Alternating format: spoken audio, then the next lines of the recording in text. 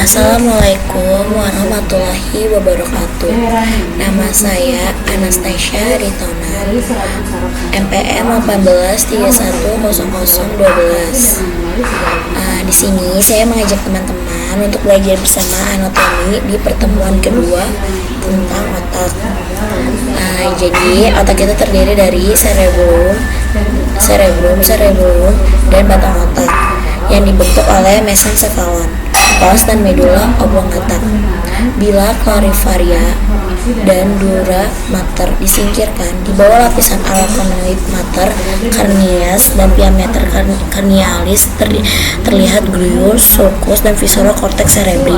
Sulcus dan viscera cortex cerebri membagi hemisfer cerebri menjadi lobus yang lebih kecil atau yang disebut lobus. Nah, otak besar itu namanya cerebrum. Nah, cerebrum itu adalah bagian terbesar dari otak yang terdiri dari dua hemisfer kanan yang berfungsi untuk mengontrol bagian tubuh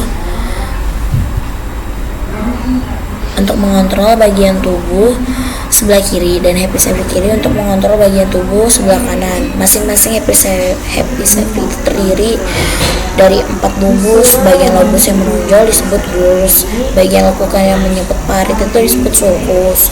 Nah, kalau yang bagian kayak menonjol tapi kayak parit keempat itu lobus yang terdiri masing-masing dari lobus frontal dan lobus parietal, lobus occipitalis, dan lobus temporal.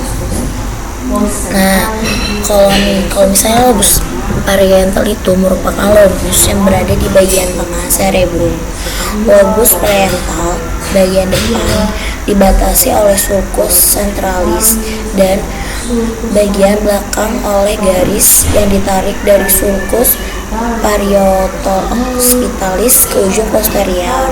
Sulcus parieto-occipitalis ke ujung posterior berfungsi untuk menerima impuls atau serabut saraf sensorik talamus yang berkaitan dengan segala bentuk sensasi dan mengenali segala rangsangan secara somatik. Nah, lobus frontal itu merupakan bagian lobus yang ada di paling depan dari cerebrum. Lobus ini mencangkup semua korteks anterior, sulcus sentral, dan ronaldo. Pada daerah ini terdapat area motorik yang mengontrol gerakan otot-otot dan gerakan bola mata. Area Broca sebagai pusat bicara, area prefrontal sebagai area asosiasi yang mengontrol aktivitas intelektual. Lobus temporal berdiri di bagian bawah dan dipisahkan oleh lobus occipital yang garisnya ditarik serta vertikal di bawah dari ujung atas sulcus lateral. Lobus temporal berperan penting dalam kemampuan mendengar, memagnikan informasi dan bahasa dalam bentuk suara. Nah, terus ada ini lobus occipitalis, di belakang lobus parietal dan lobus temporal. Nah, lobus ini berhubungan dengan rangsangan visual yang memungkinkan manusia mampu melakukan interpretasi terhadap objek yang ditangkap dengan retina mata. Nah, jadi ini gambarnya ya. Nih, di paling atas ini ada longitudinalis cerebri. Nah, di sini ya. Nah, terus ada volus frontalis, ada drio frontalis superior, sulcus frontalis superior, sulcus frontalis inferior, ada drio frontalis medialus. Nah, di sini juga ada sulcus nih, teman-teman. Lihat ya sulcusnya. Ada sulcus pericentralis, sulcus centralis, jol pericentralis, dan globus costalis centralis. Jadi di bawah ini juga ada lobus yang tadi aku bilang, lobus parietal. Nah, tuh di sini juga ada sulcus lagi, sulcus parieto-occipitalis, sulcus cinguli, sulcus intraparietalis, polus occipitalis. Nah, jadi di sini kalau ini dilihat secara superior ya. jelas contoh superior. Nah, setelah plectomeninx diangkat, cerebrum menyusun sebagian basal esopelon. Cerebrum terdiri atas dua hemisferium yang dipisahkan visura longitudinalis cerebri. Selama tahap-tahap perkembangan awal, cerebrum memiliki permukaan yang mulus.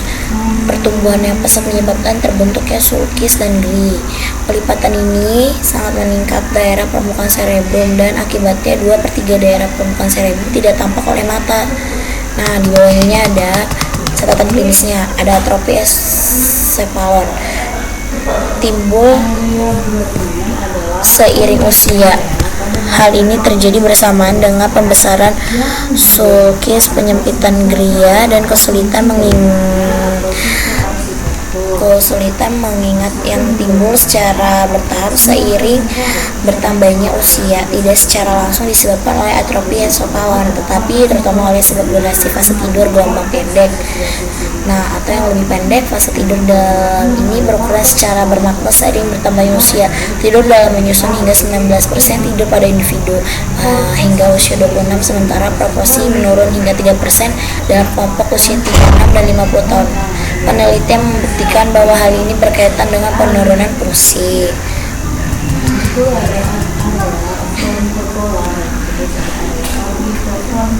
Nah, di sini juga ada nih dua gambar ya teman-teman ya.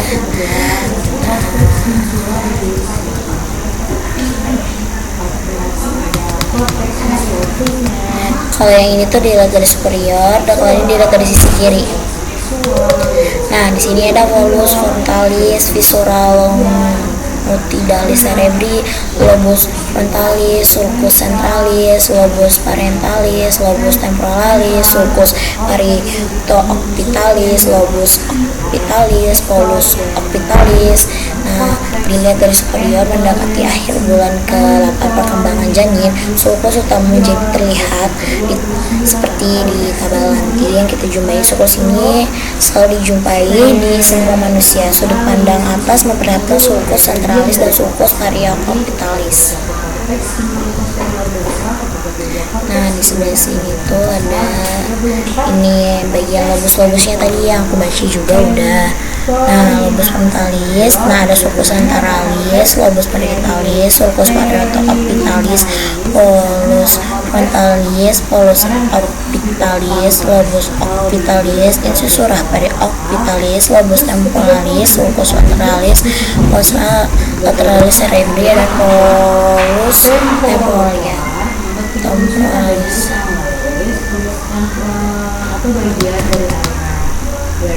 Nah, di sini juga ada ya teman-teman ya. Jadi teman-teman di sini udah ada polus frontalis, lobus frontalis.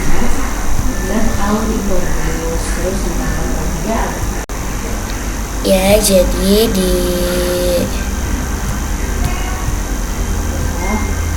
ada vaskularisasi otak.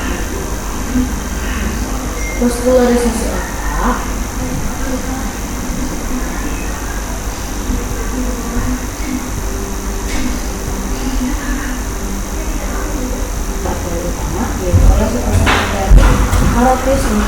Nah, jadi di gambar ini juga ada tadi, bisa dibaca ya teman-teman ya.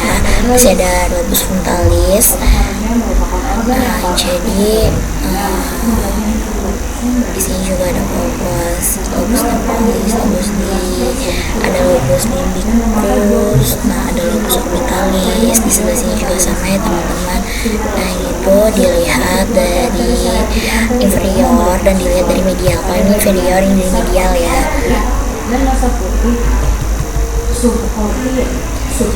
Nah, kalau di sini ada sulcus nih, aku bacain ya. Sulcus centralis. Nah, lokasinya itu terbentang di antara lobus frontalis dan lobus parietalis, memisahkan gyrus centralis motorik dan gyrus centralis sensorik. Nah, ada sulcus lateralis memisahkan lobus frontalis dan lobus parietalis. Lobus temporalis jauh di dalamnya, letaknya di fossa lateralis insula.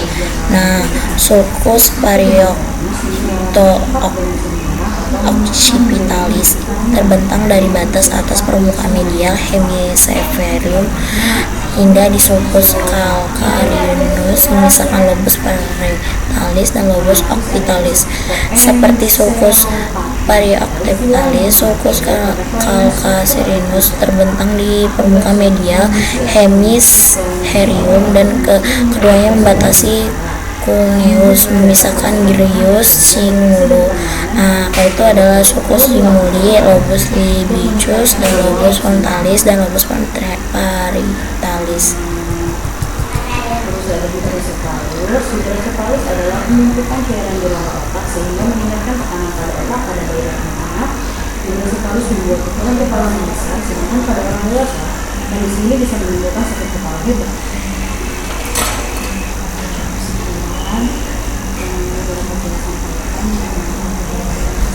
Nah, di sini gambar selanjutnya. Nah, di sini tuh ada bulbus olfactorius, ada chiasma opicum, glia orbitalis. Nah, di sini ada infundibulum, sus orbital, fossa lateralis cerebri, trigonum olfactorium, sulcus temporalis inferior. Nah, bisa dibaca ya. Nah, ada bulbus temporalis inferior, subsitania nigra. Nah, bisa dibaca. Ada sulcus juga di dalamnya. Ada polus occipitalis. Nah, kalau ini dilihat secara inferior ya.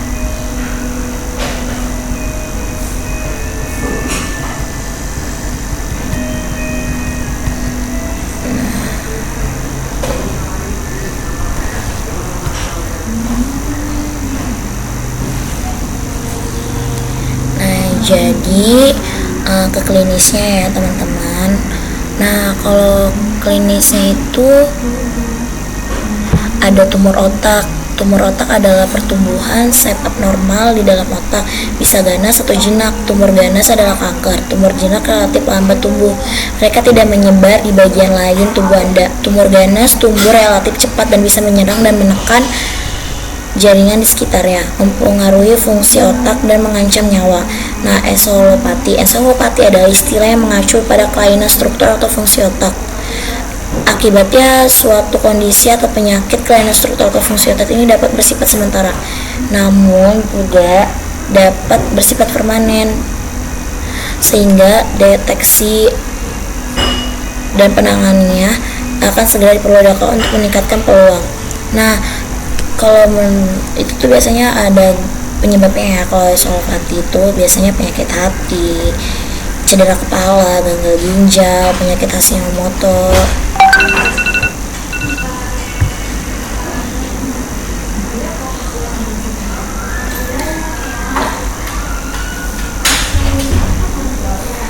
Nah, ada hidrosefalus adalah itu penumpukan cairan rongga otak sehingga meningkatkan tekanan pada otak. Pada bayi, pada anak-anak, hidrosefalus membuat ukuran kepala lebih besar, sehingga pada orang dewasa kondisi ini bisa menimbulkan sakit kepala hebat. Nah, jadi cukup sekian yang bisa aku sampaikan untuk kita belajar bersama-sama. Kurang lebihnya mohon maaf. Wassalamualaikum warahmatullahi wabarakatuh.